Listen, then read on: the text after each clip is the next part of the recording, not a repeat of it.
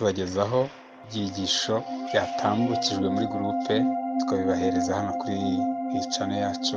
Uyu munsi tugiye guhera ku cyigisho cyatambutse ubushize cyo kuwa kane, ibindi nabyo tuzagenda tubikora ejo Imana nidushoboza. icyari gitambutse nacyo tuzakibashyikiriza kugira ngo mwumve ubutumwa Imana yari yaduteguriye. Ku munsi wo kuwa kane twarebeye hamwe ibyerekeye n'urubanza, twibanda cyane ku buryo Imana izaca imanza ku bantu bagiye b'ubwoko bubiri, abumvishije ubutumwa bwiza ndetse n'abataragize amahirwe yo kumva ubutumwa bwiza. Twarebye kuri izo ngingo uko ari ebyiri mu bibazo bibiri bikurikira bivuga ngo icya mbere, ese abapfuye bataramenya cyangwa batarabwirwa ubutumwa bwiza bazacirwa urubanza gute, cyangwa se hashingiwe kuki ko bari batarabwirwa ubutumwa bwiza, batari bazi amategeko y'Imana.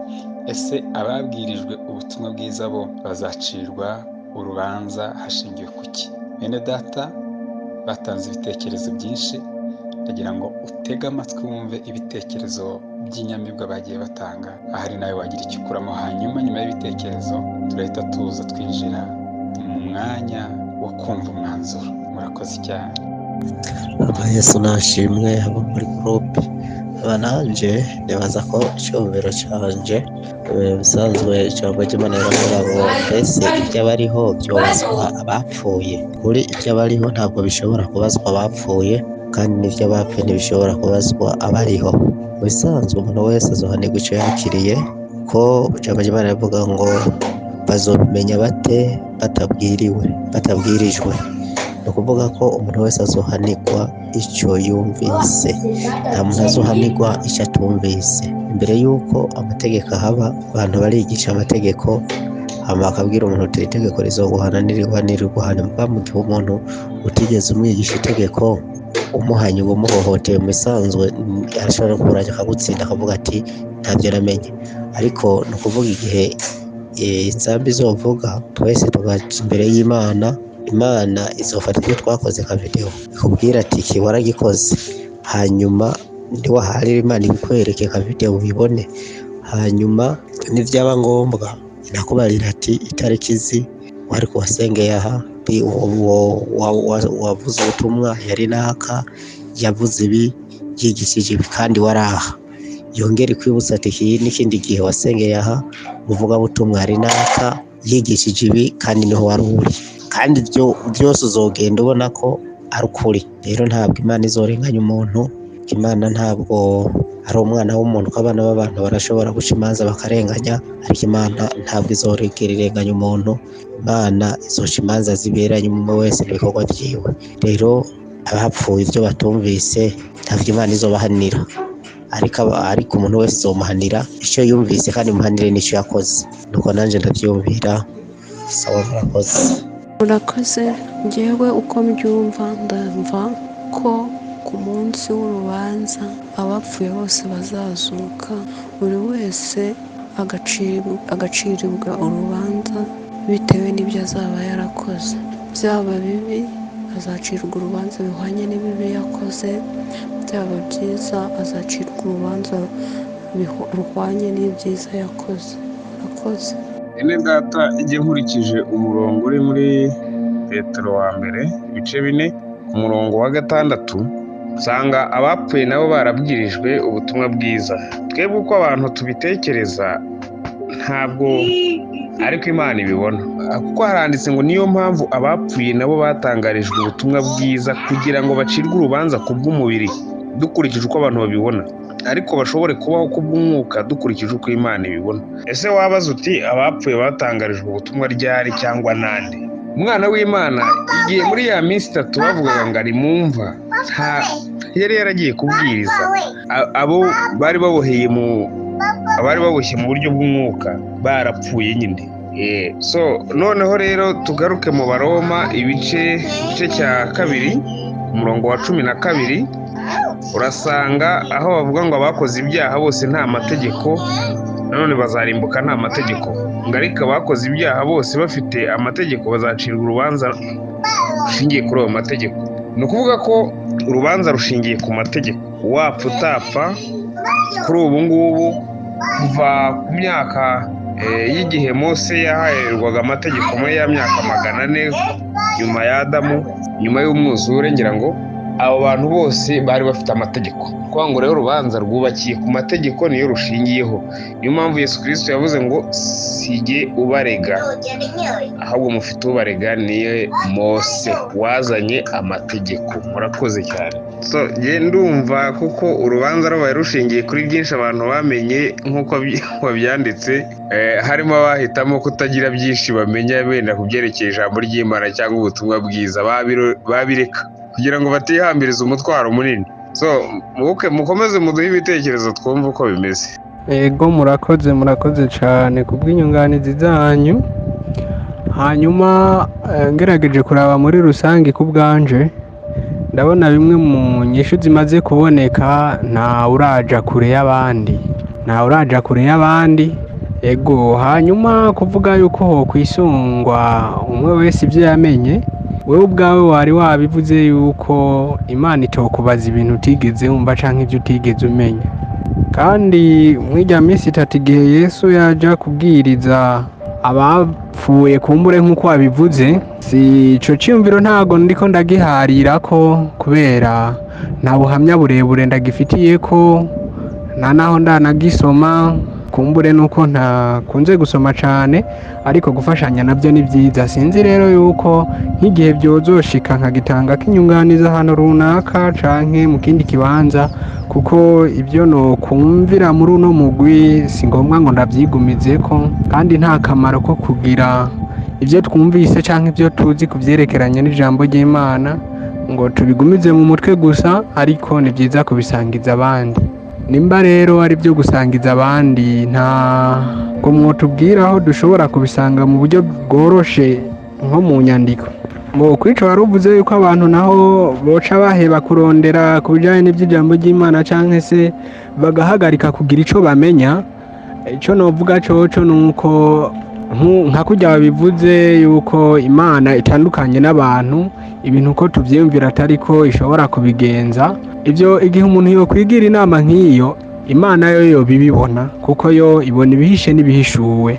No kuvuga yuko rero hamwe umuntu yokwigira ati ndabibazwa ngo ntamenye byinshi kugira ngo ntazabibazwe, ico naco nyene Imana ibikibona.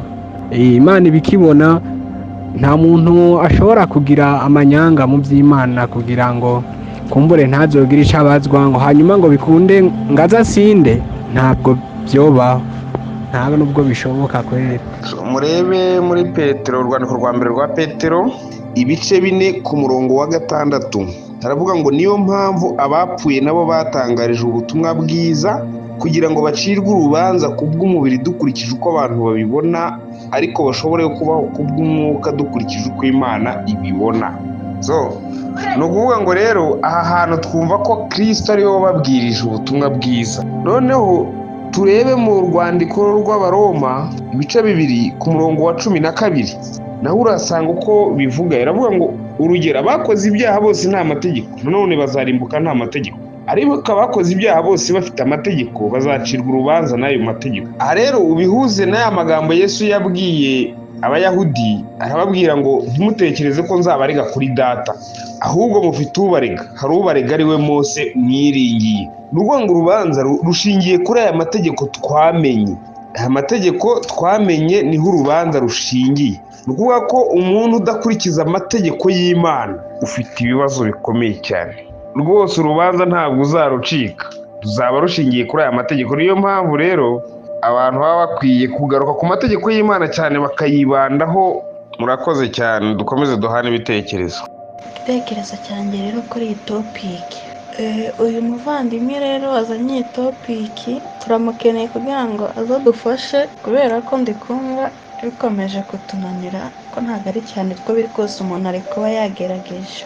Ni ukuvuga ngo umuntu abazwa ibyazi, kuko ntabwo numva ko wabazwa ibintu utazi, kandi no kuba barapfuye bataramenya ubutumwa bwiza nta nyungu cyangwa se uruhare babigizemo. Urumva nyine ni nko muri cya gihe umuntu aba adashaka kwita ku kintu runaka ngo abanze amenye uko bimeze, cyangwa se ngo anabikurikirane amenye iyo biherereye. Hari abantu batabyitaho, ahubwo umuntu numva wazahanwa ni wa muntu wazaba waramenye ubutumwa bwiza, kubera ko urumva ibintu by'Imana azaba abizi neza, azaba azi urukundo icyo ari cyo, ububabare ubwo ari bwo, nyine buri kimwe cyose urumva azaba akizi, ariko muri uko kuba akizi ntabwo agikora nk'uko yakagombye kuba agikora, ageneranije n'uko yahawe ubutumwa bwiza kugira ngo abukurikize cyangwa se abubwira abantu kugira ngo nabo babashe gukizwa. Njye nuko ndi kubyumva, n'abandi nibaze batubwire gusa ngewe ntabwo wajya gucira umuntu urubanza uzi neza ko ibyo bintu atabizi, kandi mwibuke ko tuzabazwa ibyo tuzi, ntabwo tuzabazwa ibyo tutazi. Murakoze cyane. Nanjye ndifashisha iri jambo ryo mu Baroma, ndumva hari igice cya mbere n'umurongo wa 12 havuga ngo abakoze ibyaha bose batazi amategeko bazarimbuka badahowe amategeko, ariko ngo ababikoze bo bazi amategeko nabo bazarimbuka bahowe amategeko. Byumvikane ko bose bazarimbuka, icyakora bamwe bazaba bahowe ko bishe ayo mategeko, abandi bahorwe ko batayamenye. Buriya impamvu ni uko usomye ijambo ry'Imana urumva ko bose bazarimbuka, uko bazarimbuka kose bose bazarimbuka, nta n'umwe uzaraga ubugingo kuko bose bazaba bafite igituma barimbuka. Urumva ushobora kuvuga ngo nk'abo ngabo bazaba badahowe amategeko, batarigeze bamenya amategeko, bazaba bahowe iki? Kumva ni ikibazo. Ariko impamvu ni uko hariya mu itangiriro Adamu na Eva bakimara gucumura barya igiti kimenyesha ikibi n'icyiza, Imana yarabasanze birukana muri Edeni, ariko irababwira ati mugende, inzira noneho ni ebyiri, ni ubugingo ndetse no kurimbuka, buri muntu yihitiremo ikimutunganiye, kuko bari bamaze kurya ku giti kimenyesha ikibi n'icyiza. Uyu munsi wa none rero, naho umuntu yaba yarabwirijwe cyangwa atarabwirijwe, nta muntu n'umwe ukora icyaha atazi ko akoze icyaha. Niyo mpamvu birivuze ngo ababikoze batazi amategeko nabo bazaremba, kuko umuntu wese yamenya amategeko cyangwa ntayamenye afite umutimanama, iyo agiye gukora ikibi uramubwira ati iki ni kibi, naho yabigikora nkana ariko aba azi ko akoze nabi. Niyo mpamvu nawe azarimbuka, kuko uretse nta muntu uzareba, nta umuntu udafite ubwenge ntiyagira nabi. Nk'umusazi ntashobora kwiba, ntashobora gusambana, ntatukana, nta n'ibindi bibakora, kuko n'umusazi nta bwenge afite. Ariko umuntu wese ufite ubwenge ni ukora ibyo byose, akaba yanagira ubundi bwenge bwo kubyirinda mu bushake bwe, yashaka iyonona cyangwa akabireka. Rero niyo mpamvu numva umuntu wese azacirwaho iteka, icyakora abazacirwaho bo baranamenye ayo mategeko, ntekereza ko ryo rizaba ribi kurusha iryabo batazi amategeko, ariko bose bazarimbuka. Urubanza rero, urubanza ni ijambo rivuga ku buryo bwombi, ku buryo bw'umwuka, ku buryo bw'umubiri, sosiyete rusange se, aho tubaye, dutuye muri make, cyangwa se aho dusengera. Mu rubanza hari igihe habaho urubanza bitewe n'uko abantu bagiranye amakimbirane, hakaba ngombwa ko ikiba kiranura ari uko bajya mu rubanza. Ariko nanone hakaba urubanza umuntu azakirirwa bitewe n'imirimo yakoze, aho ngaho nyine ni mu buryo bw'umwuka.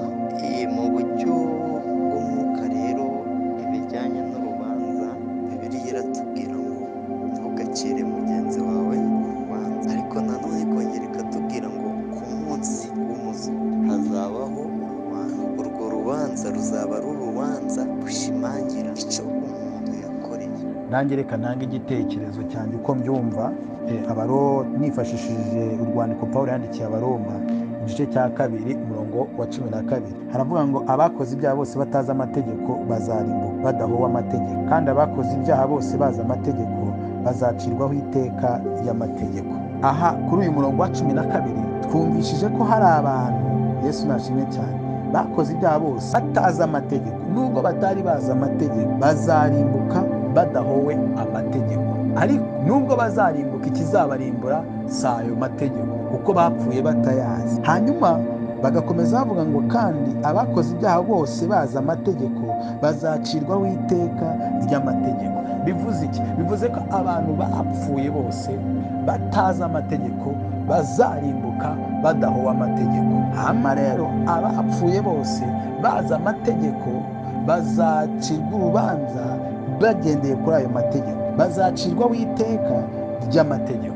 Ni ukuvuga ngo bose abo uwapfuye atayazi haba n'uwari uyazi ariko ntayumvire azacirwaho iteka, bose ni kimwe. Kuko ku murongo wa 13 haravuga ngo kuko abumva gusa amategeko atari bo bakiranuka ku Mana. Abayumva si bo bakiranuka ku Mana, ahubwo abayumvira nibo bazatsindishirizwa nayo. Yesu nashimwe cyane. Haleluya. Rero ku giti cyanjye Bibiliya iratubwiye ko abakoze ibyaha bose batazi amategeko bazarimbuka badahowe amategeko, kandi abakoze ibyaha bazi amategeko bazacirwaho iteka ry'amategeko. Ni ukuvuga aba bantu bose uko ari ibice bibiri bahuriyeho ku gucirwaho iteka cyangwa se ku kurimbuka. Haleluya.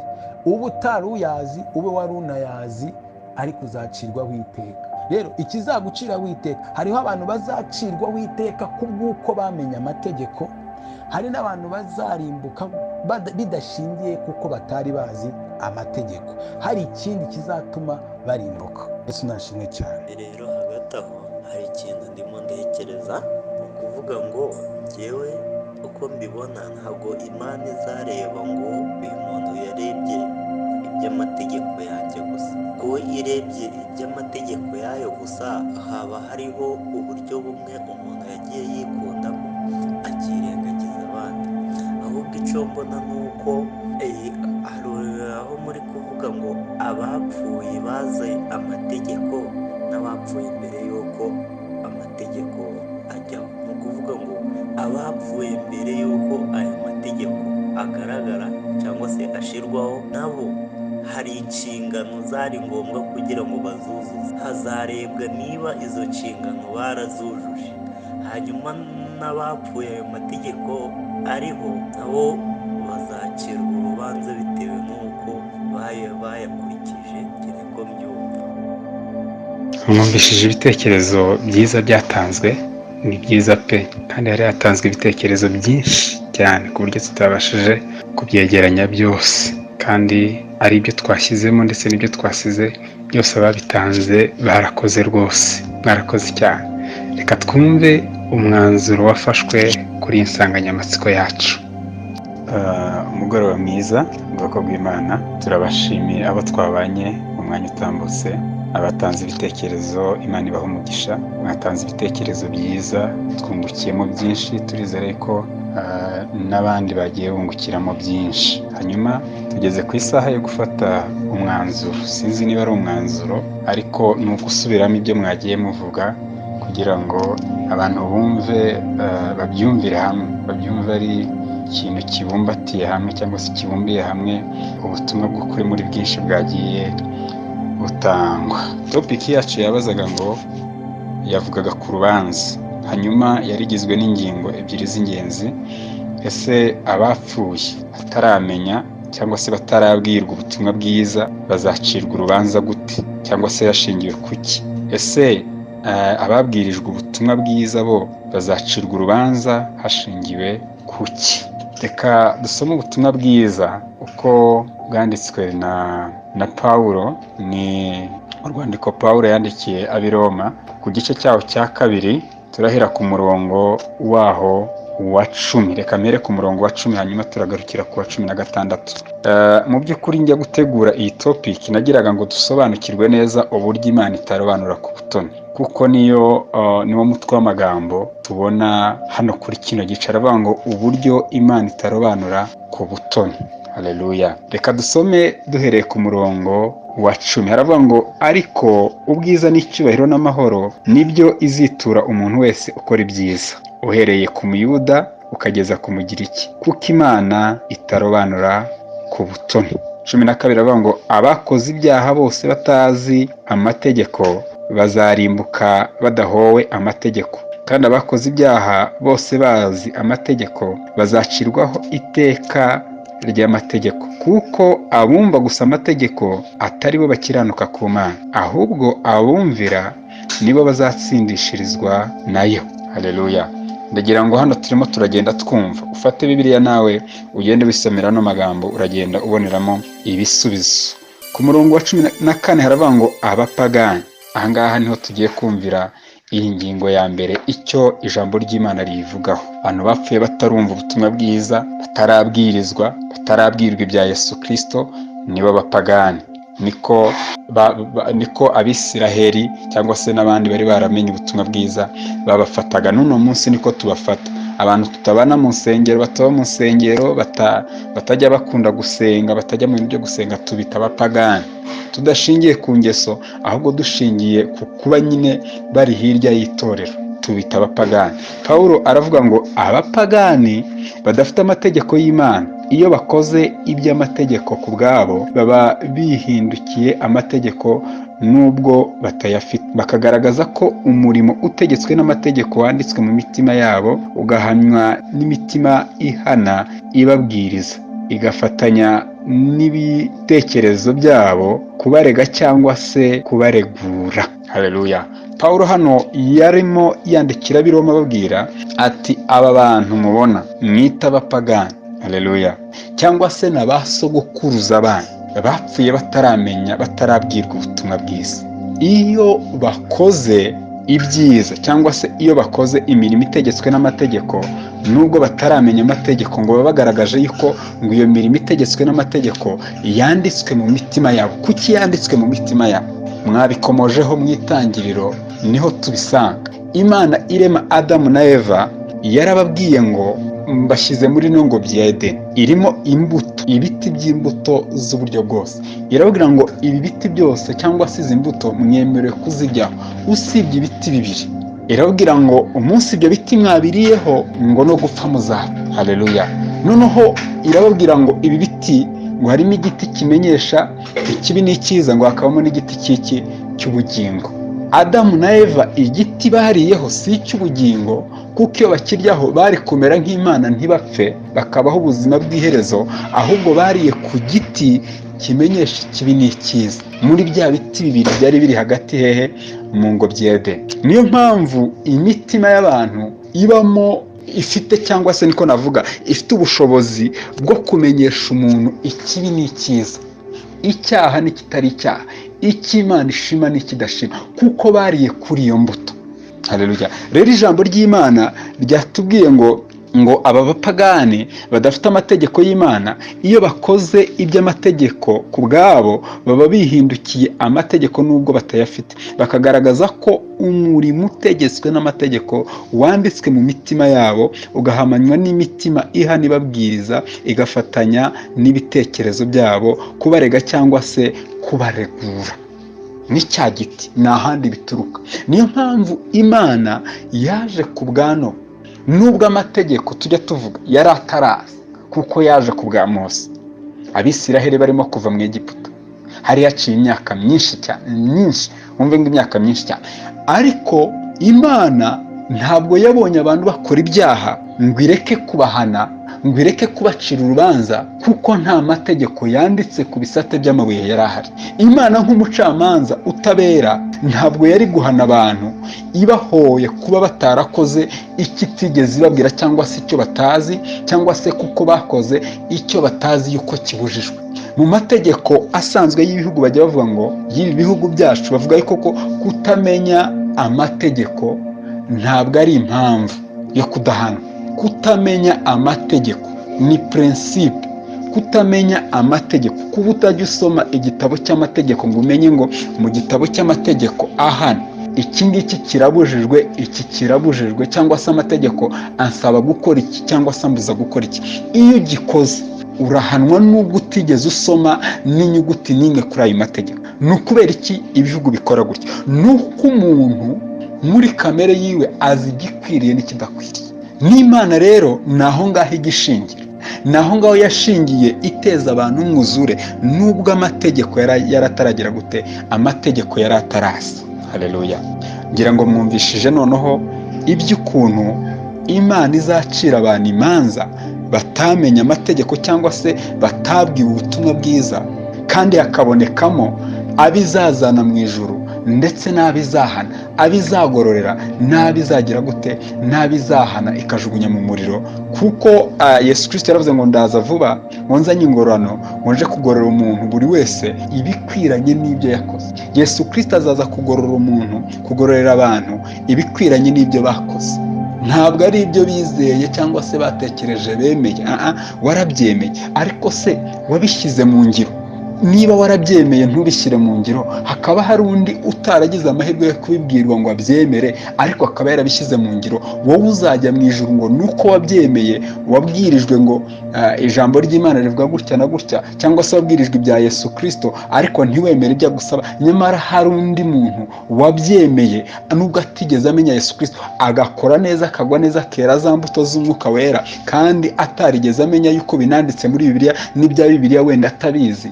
Wowe ukibwira yuko uzinjira mu ijuru uwo muntu agasigara? Oya, Imana rero ifite uburyo izaducira imanza twese, ari abizeye cyangwa se abatarize, ari abagize amahirwe yo kumva ubutumwa bwiza ndetse n'abataragize ayo mahirwe. Hanyuma icya kabiri nacyo reka tukirebe, ngira ngo mu byo twavuze ku cya mbere nacyo twakinyuzeho nubwo tutagitinzeho, ko twari turimo kumva neza icyo ijambo ry'Imana rivuga ku batarabwiwe ubutumwa bwiza cyangwa se abatarabwirijwe ijambo ry'Imana ngo bamenye ikiri cyiza n'ikiri kibi. Twarimo tureba uburyo Imana izabacira urubanza. Hanyuma icya kabiri cyavuga ngo ese ababwirijwe ubutumwa bwiza bo bazacirwa urubanza hashingiwe ku ki? Muri make bazacirwa urubanza hashingiwe ku cyo babwiye.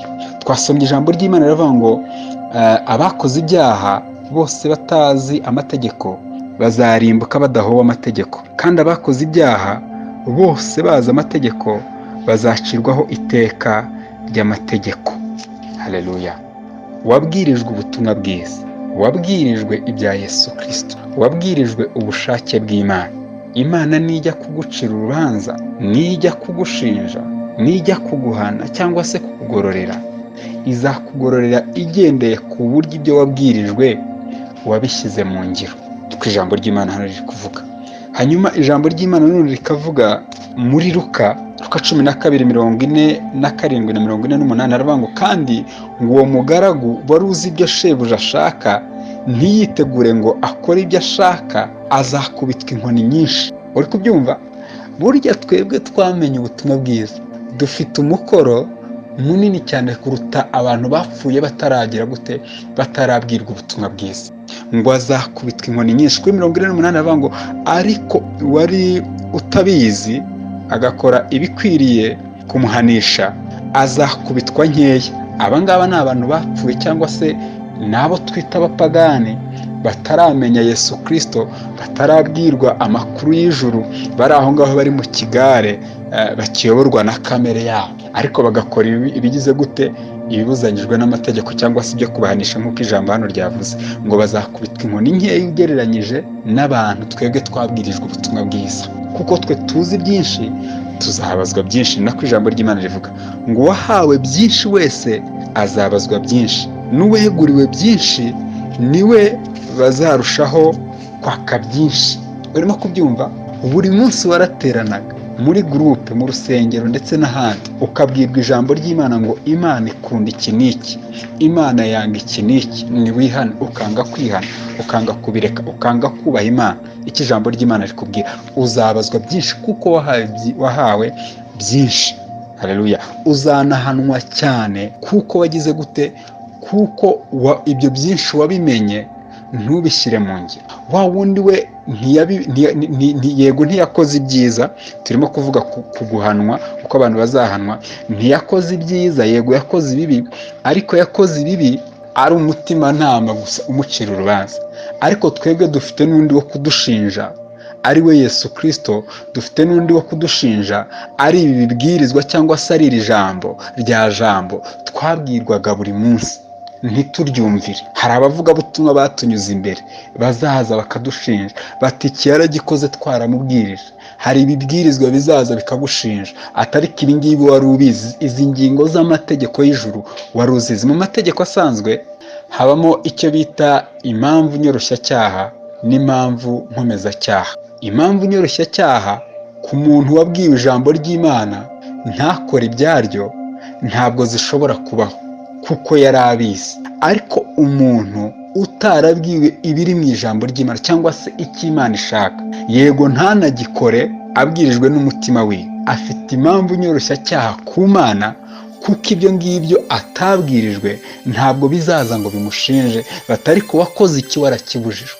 Naho umukristo, umuntu wabwirijwe ijambo ry'Imana, uwagezweho n'ubutumwa bwiza, ariko akarenga agakora iby'ubutumwa bwiza bwamubuza, iby'ijambo ry'Imana ryamubuza, iyo ni impamvu nkomezacyaha igomba gutuma akubitwa inkoni nyinshi nk'uko twabisomye hano, kurusha wa wundi utaragize amahirwe yo kubwirizwa ngo iki ngiki ni kibi, ngo yongere abwirwe areke kugikora. Ubundi ijambo kubwiriza, ibi twirirwa dukora tuba ngo turimo turabwiriza, impamvu tubwiriza nuko tuba turimo tubwira abantu ibyo bazi, ni ugusubiriramo umuntu ibyo azi. Niyo mpamvu bitaba kubwira ahubwo bikaba kubwiriza.